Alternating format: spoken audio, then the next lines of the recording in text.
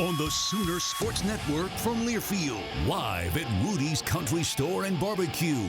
This is Sooner Sports Talk, presented by Rudy's Country Store and Barbecue, bringing you the best in real Texas barbecue. Sooner Sports Talk is also brought to you by Riverwind Casino, good times, great rewards, and by Bud Light, easy to drink, easy to enjoy. This is Sooner Sports Talk. Now, here are your hosts, Teddy Lehman, and the voice of the Sooners, Toby Rowland. Welcome back, everybody, to Rudy's Country Store and Barbecue. Tremendous crowd here tonight. And we're here to have some fun.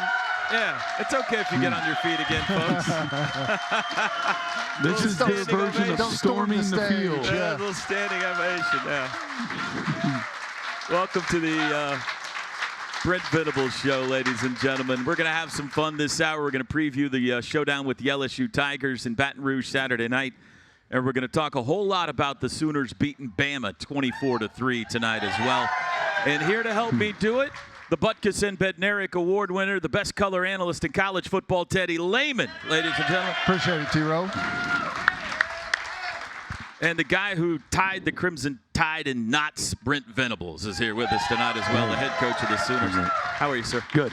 Good. How are you? I'm doing good. Good. How much fun was that? Well, this is fun tonight. We're still celebrating. No, we've actually moved on, but no, yeah, Saturday night was fantastic, and the fans, what a really cool moment for everybody. And as I said several weeks ago, you had through a lot of adversity and not winning, you felt so bad for the players for everything they had invested, how hard they'd worked, and still not reaping the fruits of their labor, and for everybody involved in Sooner Nation, the fans, administration, the players, the coaches, their families.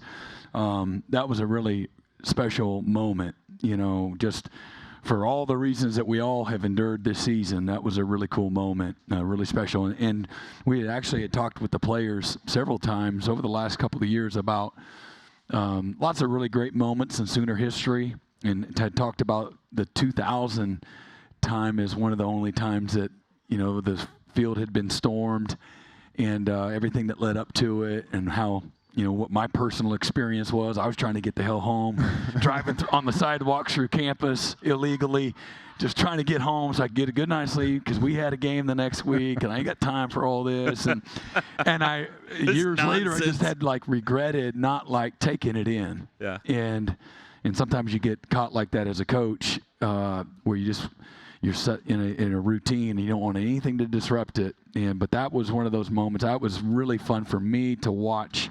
My daughters witnessed it. They were in the middle of it in the mosh pit, but the players, and for them to witness it. You know how that is as a player, just okay, cool, man. This is what one of the cool things about make this place really, really special.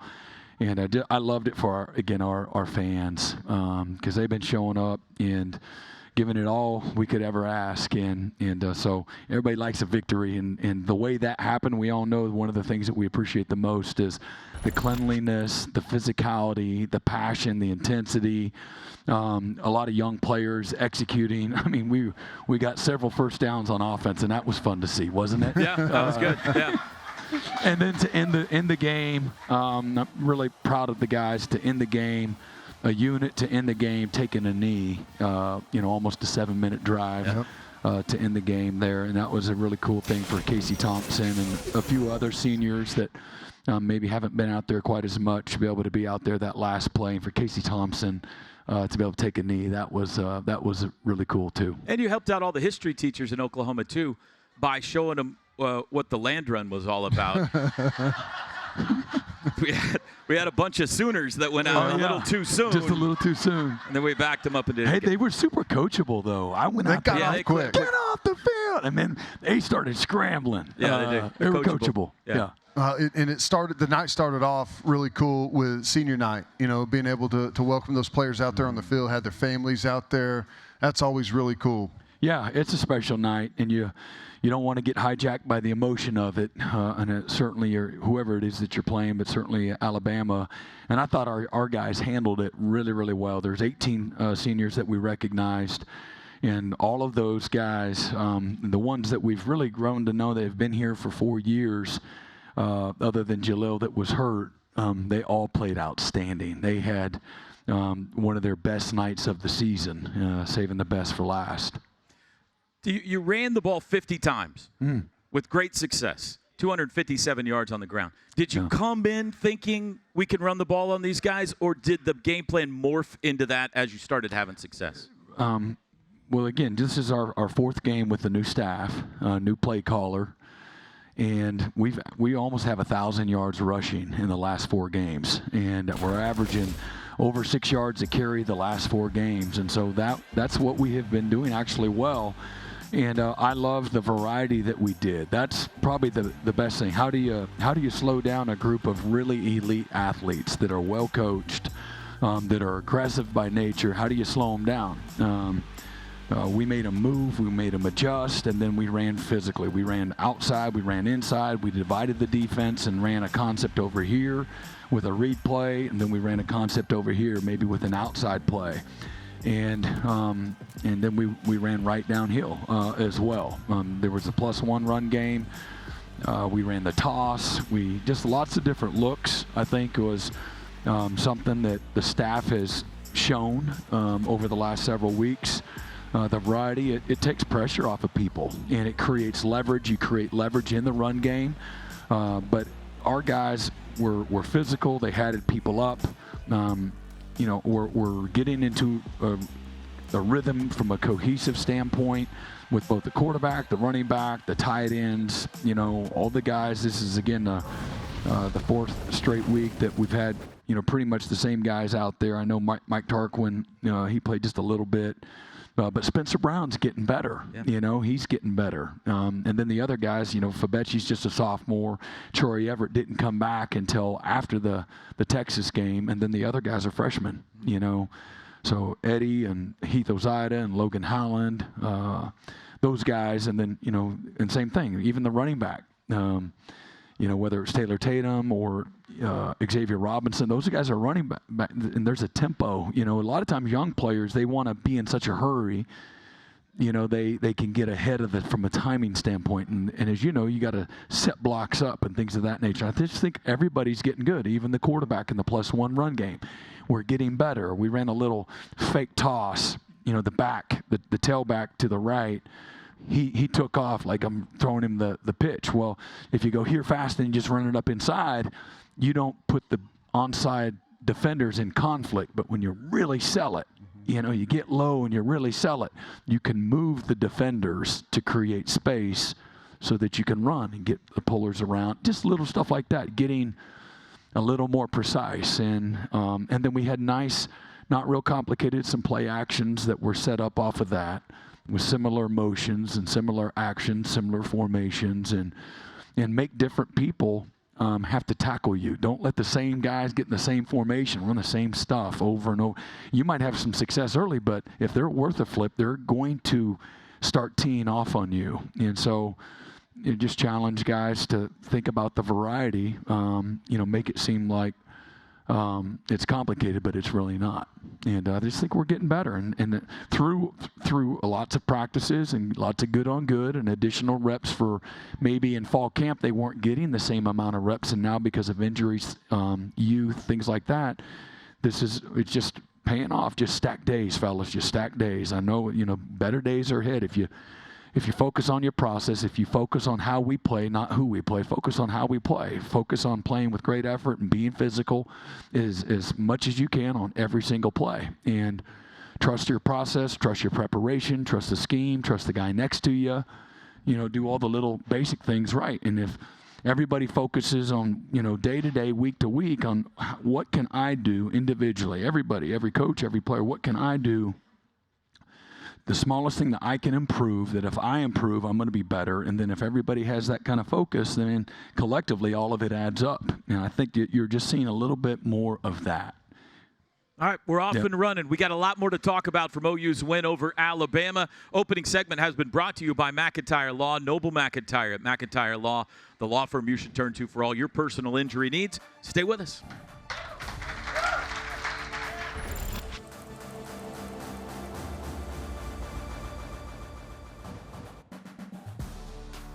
Sports Talk is brought to you by Rudy's Country Store and Barbecue, bringing you the best in real Texas barbecue.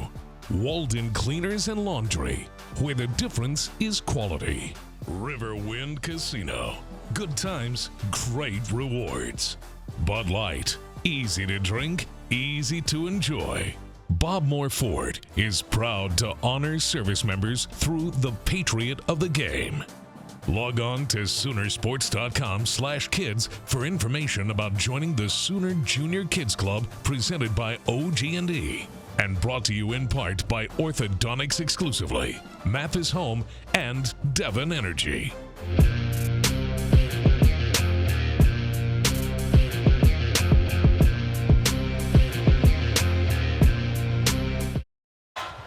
Arnold's got it. He hands it off. Robinson got away. 20, 15. Robinson to the 5. Get in. Touchdown. Xavier Robinson.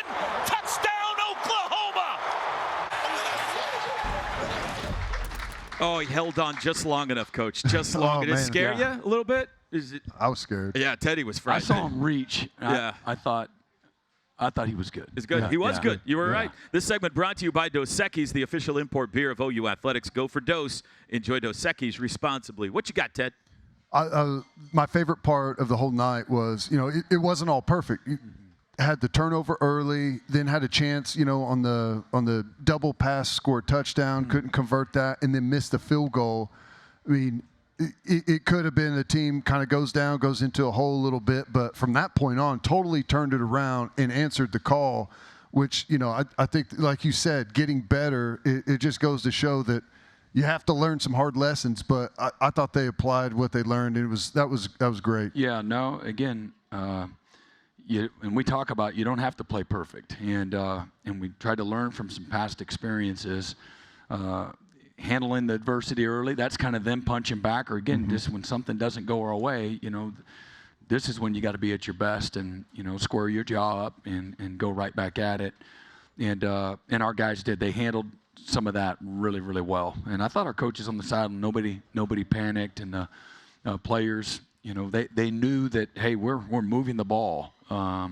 These opportunities are going to be there. Now, as we told Bauer, though, those opportunities like that, that's hard to do against a really good people. Yeah. And it worked.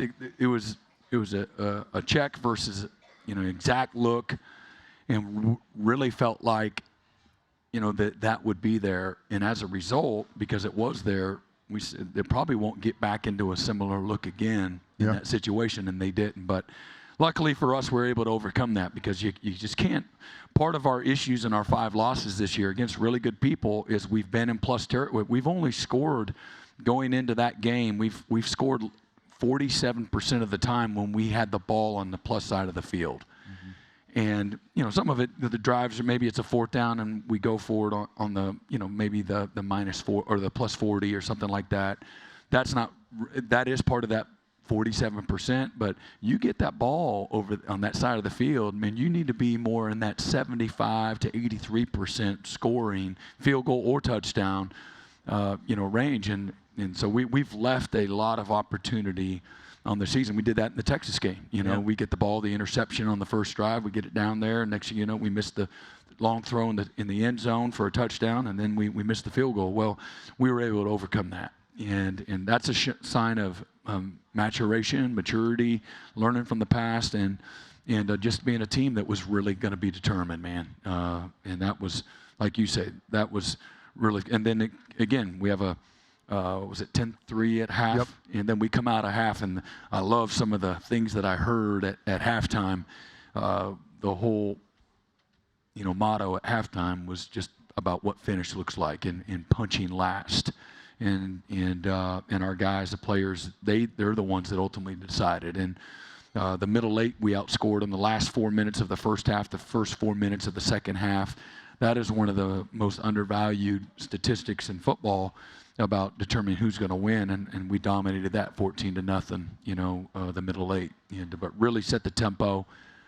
I have to go back and look, but I think we forced 3 punts, forced a turnover, and then a turnover on downs. That was the 5 possessions that Alabama had, in the second half. 3 punts, a turnover, and or maybe that was 2 turnovers. They had three turnovers and a turnover on downs. Yeah. So that's it. One punt, three turnovers, and a turnover on downs. That's pretty solid. That's pretty good. In Great. fact, let's talk about your defense because the central figure coming into this game was Jalen Milroe, one of the most dynamic players in the country. How are you going to contain him? You hold him to 7 yards rushing. Yeah. How'd you do it? Well, I thought the staff, Coach Howley and the rest of the staff, they put together a wonderful game plan. They had the edges. I think, containing the quarterback was going to be everything. And we said this is a guy that most of his 9 out of 10 of his explosives come on the outside. And so we just did a really good job. Everybody playing with great discipline. Super even right there. He's trying to get back outside. And look at all the red hats coming on the second and third level. And that's how we played. We play obsessed and possessed. And we talk about a possessed man produces. And this was a defense that was possessed from the very first kickoff. And I love the edge and the attitude that our guys had. They had a sense of desperation, and they played like 11 guys, like somebody was trying to hold them under the water and drown them, and they were fighting for their life. And I just love that. But there was physicality with great precision, and there was amazing effort with amazing technique and fundamentals.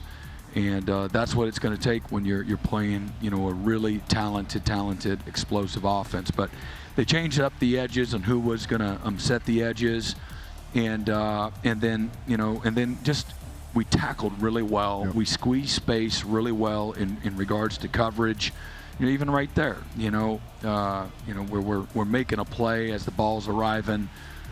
If we didn't get it, we only had 1 sack, but we put great pressure on the pocket. Yeah. And the guys inside our tackles, our defensive tackles, didn't have these amazing, jump off the page statistics, but man, they affected the quarterback all night long. And we did a really nice job of discipline, of cage rushing, and keeping them, in a cage, if you will, and but continued to press the pocket so he didn't have clean windows to step up into.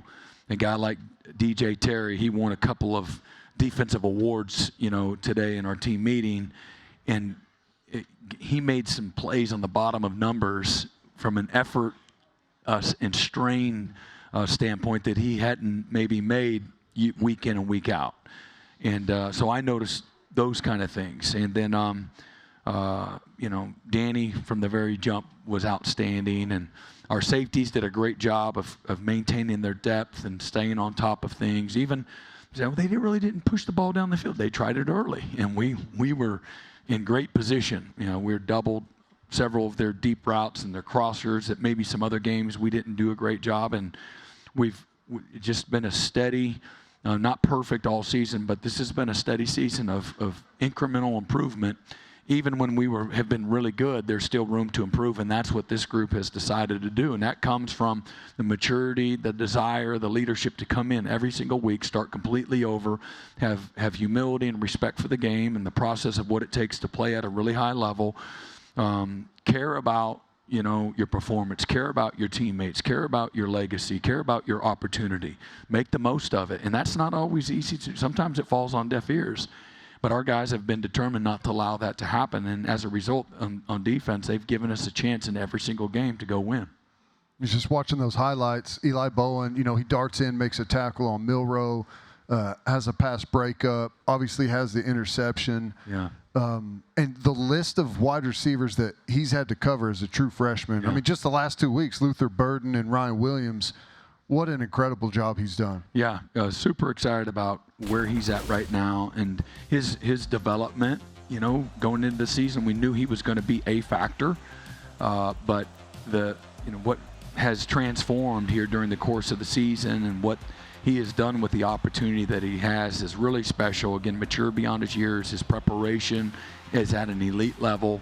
Now, starting in the film room and getting the details of the game plan. If it was so easy, everybody could do it, just because they're talented doesn't mean that. And so he just has a really unique ability to stay locked in as a young player to his process and his preparation and taking week in and week out, learning the new defense, the DNA of the opponent, and all the little details that that make a game plan really good. It's at the end of the day, the players deserve all the credit. They're the ones that are physically laying it on the line. They're the ones that are straining to do all the little things right and to go right back out there, play after play after play, and helping each other and playing for each other. When a guy goes through a rough moment, a rough play or whatnot, they're the ones on the sideline that are coaching each other up and encouraging each other. And that's a lot of fun to see when you have that. And that's a culture, that's a mindset, that's the coaches got to kind of set the thermostat, but the players ultimately got to take over. And that's what you love to see. Kind of in year 3, this is really coming into a tone and something that we continue to just nurture that. Now this is a standard that is very real and palpable. We don't have to watch other people to show them what excellence looks like. We have lots of really good examples of that week in and week out now. I want to ask you about your quarterback, and we'll start to talk about the showdown with LSU when we come back. Stay with us. Brent Venables here at Rudy's. Sooner Sports Talk is brought to you by Norman Hyundai, your premier Hyundai dealership for new and used cars. The best place to gear up for game day is shop.soonersports.com. The Sooner Sports Podcast is your all-access audio pass to Sooner Sports. Listen as Toby Rowland and Chris Plank talk all things Sooners. New episodes drop every day. Log on to Soonersports.com/podcast or search Sooner Sports Podcast in your favorite podcast provider. Presented by Allstate and Riverwind Casino. Orthodontics Exclusively is proud to sponsor the Junior Captain of the game. Junior Captain is the ultimate fan experience for children grades 3 through 7. They go empty on 2nd and 11 from the 45. Back to pass. Milroe looks right, throws right, picked off! Kip Lewis down the sidelines, 20, 15. He did it again! He did it again! Kip Lewis, pick 6! Kip Lewis, Kip 6!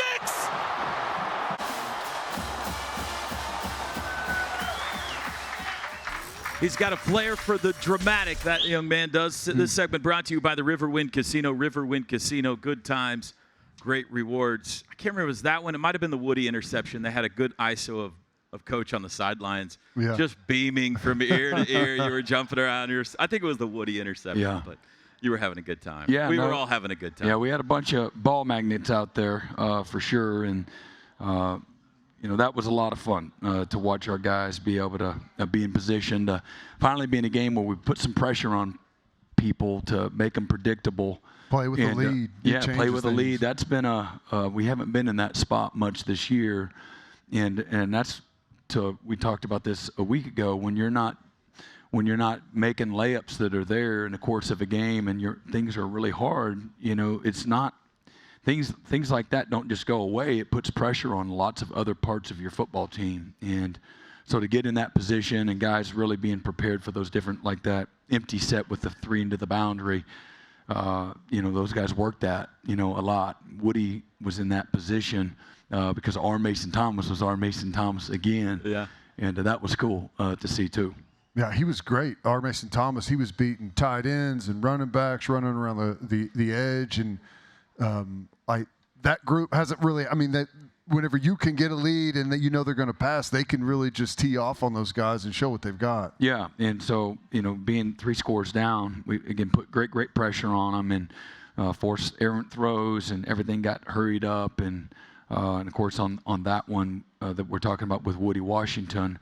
He's got to hold the ball a little bit longer. Coverage was good. It all kind of worked together there.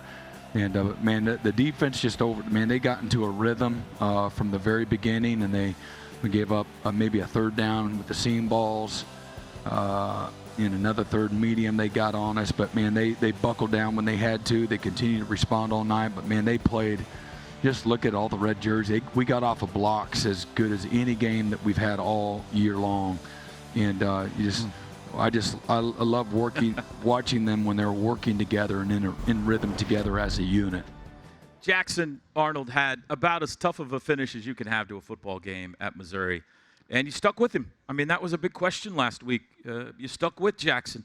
and 131 yards rushing, 9 of 11 passing, carried the ball 25 times for you. Just speak to his play on Saturday. Yeah, he's had great toughness all year. He's still a very young player. He doesn't have this long resume of playing in college.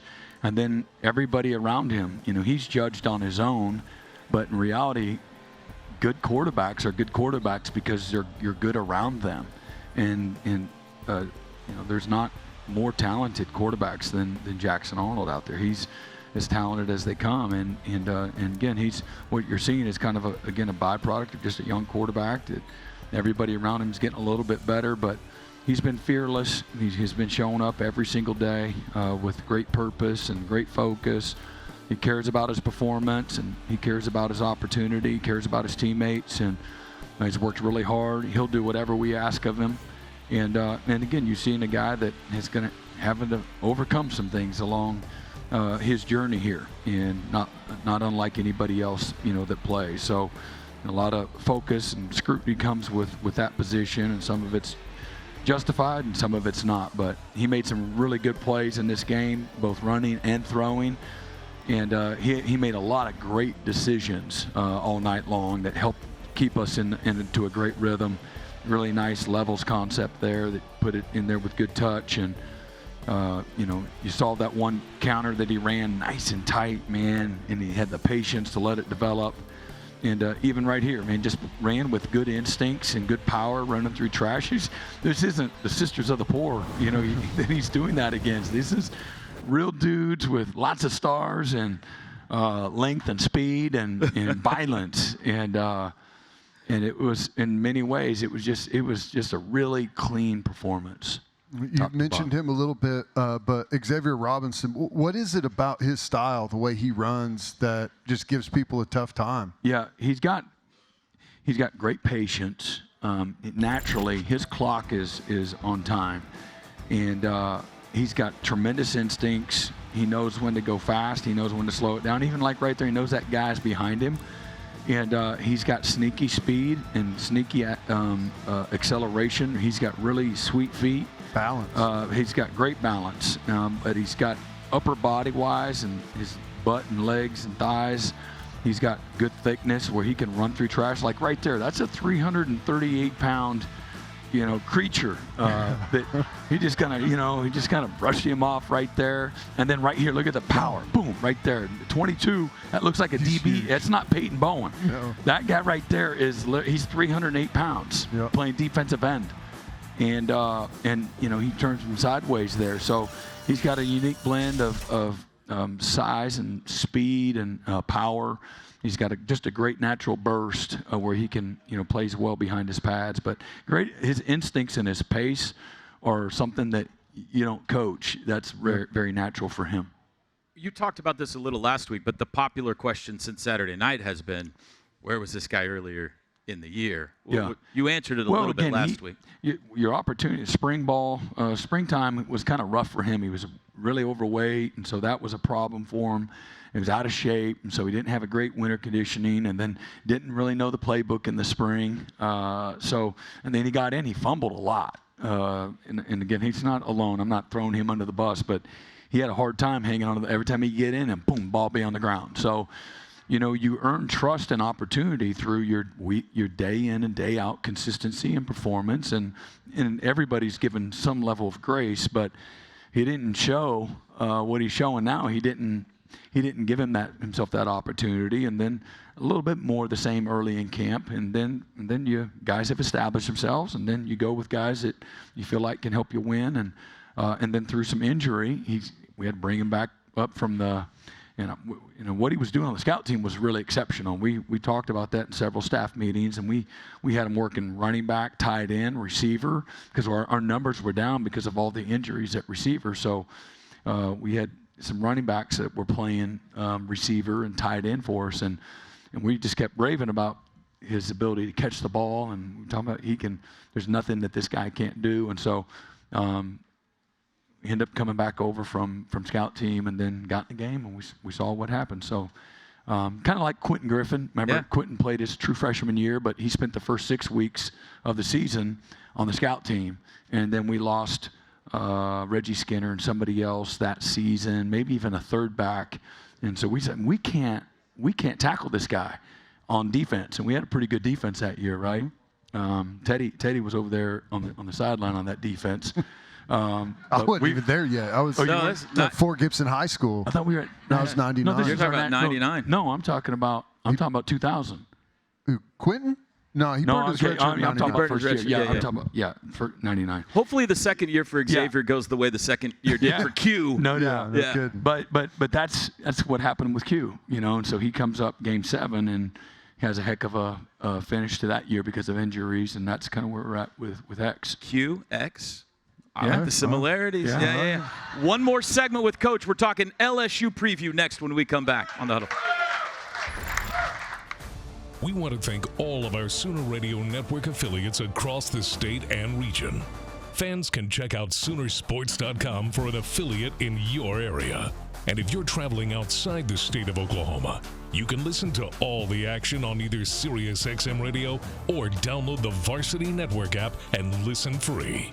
OU's 2024 football games are available on Exodus 96.5 FM in Oklahoma City and 101.5 FM El Patron in Tulsa, as well as on those stations' websites.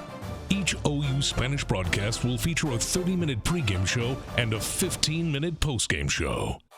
Oklahoma Buick GMC dealers. See your Oklahoma Buick GMC dealer.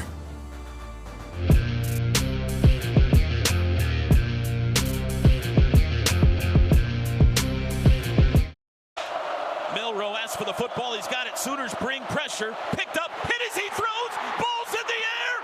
Intercepted. Woody Washington on senior night. Intercepted. Milroe got smashed.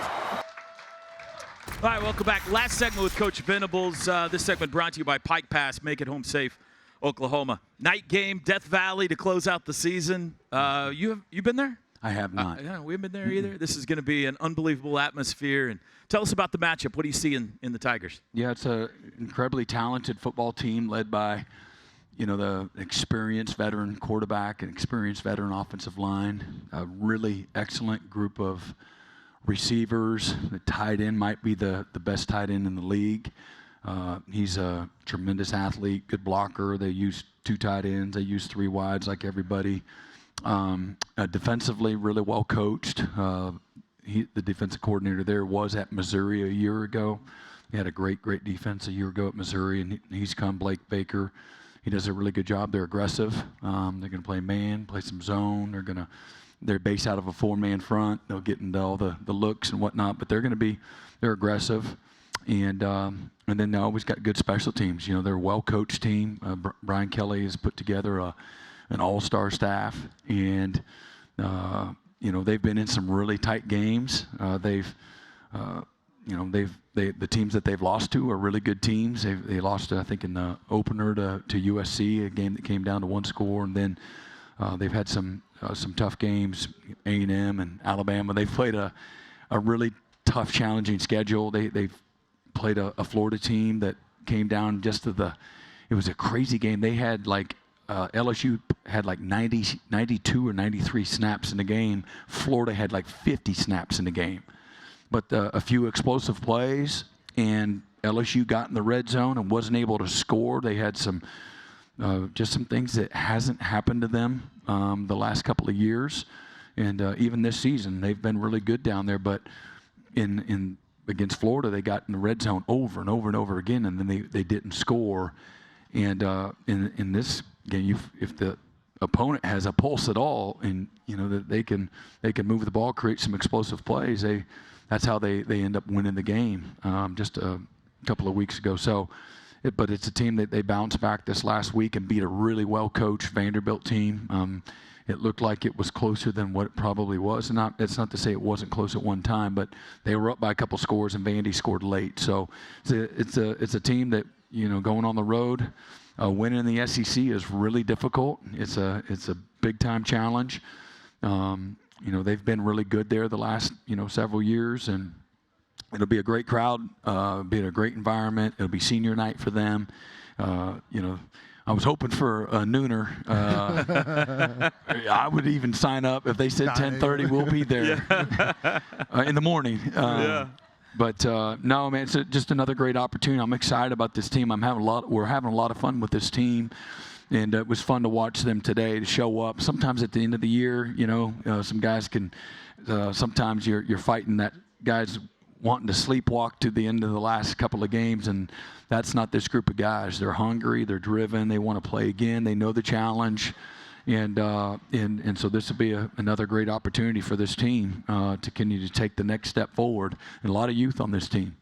Now, LSU has, Milroe had a huge day running the football against them. You go back to the A&M game, and that second half, Marcel Reed, kind of the same thing. I mean, that's got to give you some optimism the way your offense ran the football. Yeah, and again, all I would say with that is that both of those quarterbacks, if you go back and watch the game, they made some great one-on-one plays in space with the contained player or the fit player, and they made them miss. And so it's not like they were running anyway, I don't want to bore everybody, but they made some really special plays and explosive plays in the quarterback run game in particular. Yeah. And so, they're fitting it. They're not busting plays, right? They're just that's what I would athletes, say. Yeah. It's not like they didn't know what they were doing. And maybe in the A&M game, they put some guys on an island in defending Marcel Reed, and that could have.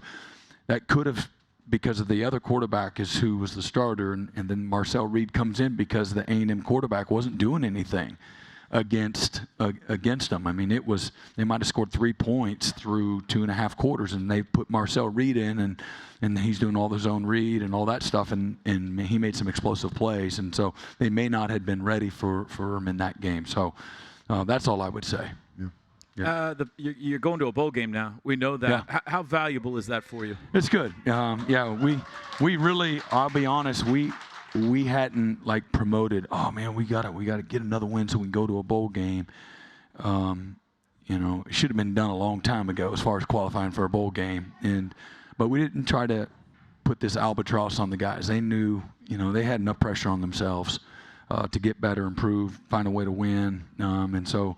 Here we are. So it is an achievement because, and I told the team, this is the first time we talked about bowl game. I said, this is I think 26 straight years we've gone to a bowl game, which is the second longest streak in college football. So I don't want to dismiss that either.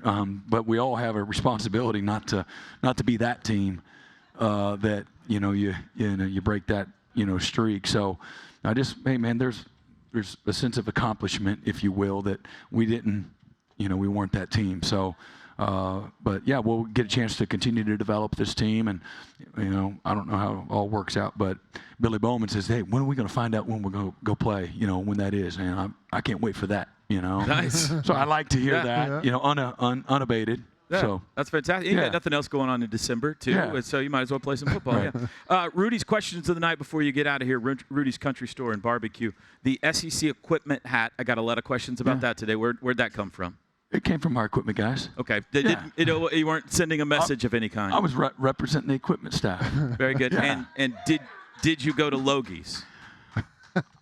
I end up having a conflict. I had a car full of my daughter and their friends, and we all went to Taco Bell. We spent $94 and some change at Taco Bell. Even better. Yeah. How many people were in the car? Well, we had 2 cars, and so and we had to stop and had to go in and use the restroom because it was we were packed up. It was popular. Yeah. Yeah. Saturday night at Taco Bell. I drove by there. 1 o'clock. I thought about going in, and the line was really long. It must have been you that was there. We crushed it. Couldn't wait to get home. Can you imagine being the person at Taco Bell, and here comes Brent Venables through for? My daughter was driving, so I was staying low profile. Yeah. Coach, congratulations on Thank you. Thank you, everybody, for being here tonight, too. The win we won't soon forget, and go get the Bayou Bengals down there at LSU. It. Brent Venables, everybody. Stay with us. One more segment with me and Teddy when we come back.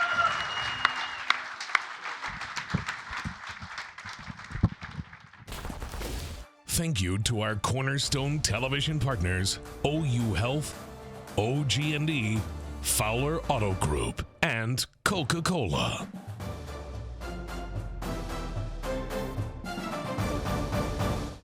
Thompson kneels it down, and that'll do it. And here they come.